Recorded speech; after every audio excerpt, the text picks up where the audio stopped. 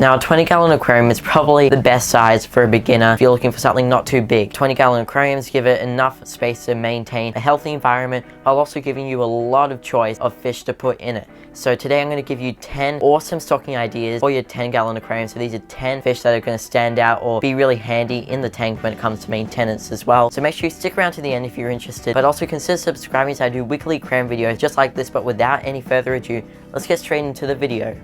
Alright, so number one on the list we have the Cardinal Tetras. Cardinal Tetras are a very popular aquarium fish. Now the Neon Tetras are very similar and they're also very popular, but I recommend Cardinal Tetras because they're hardier, and since you can get a group of 5 or 6 of these. I wouldn't go any more though, otherwise it'd be a bit too crowded, because Cardinal Tetras get to about that 6cm mark, so they're a bit bigger than your Neon Tetras, but they're super beautiful. They're way more colorful than the Neon Tetras, and they're also very hardy. They love softer water, and they'll also go in the high temperatures too, so around 24 to 27 degrees Celsius, 76 to 80 degrees Fahrenheit. Bit more expensive than Neon Tetras, but they're worth it. So give the Cardinal Tetras a go if you want some schooling action and some neon blue striking going on in the aquarium.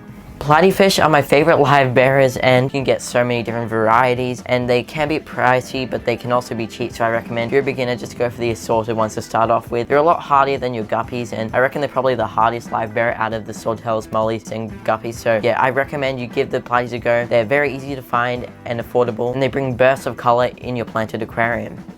Next up we have a bottom dweller, so something to go at the bottom of your aquarium that's going to eat up all that slimy algae on the glass. Next up we have the Bristlenose Catfish. So not just will they eat algae off the glass, but they'll eat off any flat surface in the aquarium really. I highly recommend you do supplement them though with algae wafers, something like this. High calorie algae wafers is usually the way to go, but they don't like high nutrition in their foods, so they do love vegetable matter, and they're just a vegetarian really, so they don't really eat your meaty stuff. And they also love any veggies you can put in the tank, like cucumber on a fork, or boiled zucchini, or boiled beans, that sort of thing. They love all that sort of stuff, and you can do further research on foods for them, but they do get to about that 8cm mark, so they do get a bit big. But Bristlenose Catfish are really cool. There's a different types you can get out there, and they're also another very easy fish to find, usually pretty affordable too if you get them small. So there we have number 3 on the list, the Bristlenose Catfish.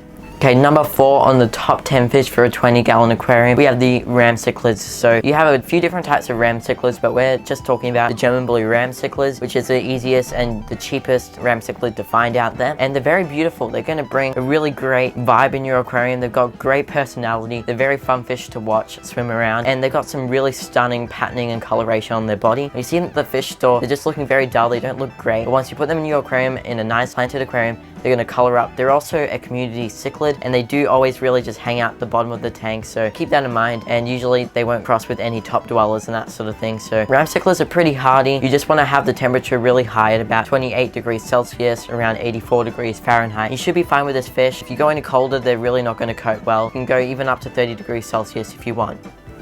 Alright, number 5 on the list, we have one of the most popular aquarium fish in the whole hobby. We have the fancy guppies. So the reason why I'm saying fancy guppies and not your assorted guppies, because those assorted guppies that you see for $2 or $1 a piece, well really they're just very, very poor quality fish. They're going to die on you really easily, and they carry all sorts of parasites and diseases. They're just going to be brought into your tank unless you quarantine them, of course. Now fancy guppies, they can get to $10 up to $50 for a fish, but I mean if you go for like the $10 to $15 sort of fish, you get 2 or 3, then you'll probably have a lot more success with them, because they're usually pretty hardier and of course better quality, so of course they're going to live longer, and they won't really carry that many parasites or diseases, because that's why they are sold at a higher price, because they are high quality. There's so many different types out there. Really just got to look for those slightly more expensive fish that aren't under the assorted. Guppies that are called their actual name and type, and you should be fine with those fish. And honestly, they do look a lot cooler too than your assorted guppies. All up to you. I just recommend fancy guppies. Very basic care for them, and they're really fun to keep in a 20-gallon aquarium.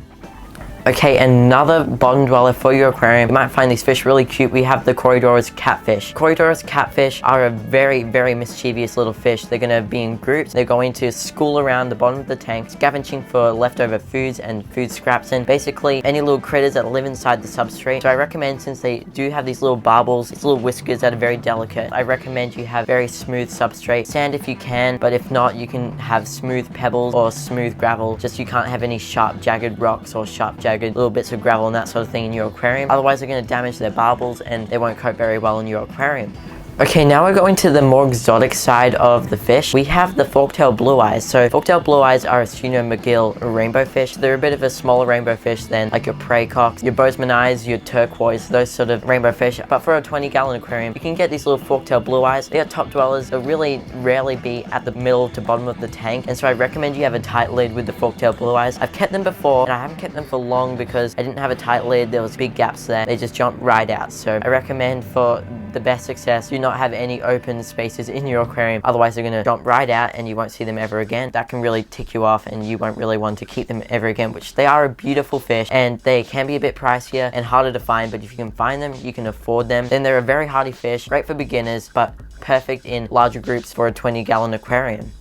So do you want some speedy, active fish at the middle to top of your aquarium? Well, we have the Danios. Lots of different types of Danios out there. We're mainly talking about the zebras and the leopard Danios. Danios are a perfect beginner fish. They're super hardy depending on the type. Once again, the zebra and the leopards are probably the hardiest. You don't need to worry too much about water parameters, and zebra Danios can go all the way down to 18 degrees Celsius, about 70 degrees Fahrenheit. So you don't need to worry too much about having a heater at all in the aquarium. So they're great in an unheated inside aquarium, but they don't really cope well anywhere below 18 degrees Celsius. Some people might disagree, but in my experience it hasn't worked out. You should be able to find them anywhere and they're usually very cheap, so I highly recommend you go check out the zebra Danios, and they are a very great fun little fish. You just need to make sure you have a group, otherwise you have one or two. One's just going to be lonely and two, they're just going to be chasing each other around, so you need a group to keep them occupied with chasing each other around, because they always need another Danio to chase around, which is kind of weird, but that's just what they do. So number 8 is the Danios. Another small schooling fish, we have the Rasboras. Now mainly we're talking about the Harlequin Rasboras, and they are a very cool little fish. Now they're not probably the most beautiful, but they do bring a really cool addition to your aquarium. They do stand out and they do have this really cool patterning on their body. But I mean, some people really fancy them and they are very cool. When you do keep them in the aquarium, the males do tend to brighten up really nicely. That orange coloration on the Harlequin Rasboras really brightens. So I mean, if you do have a planted aquarium with a black background, then they'll really stand out, and you should have some bursts of color in your tank with some really nice schooling action as well.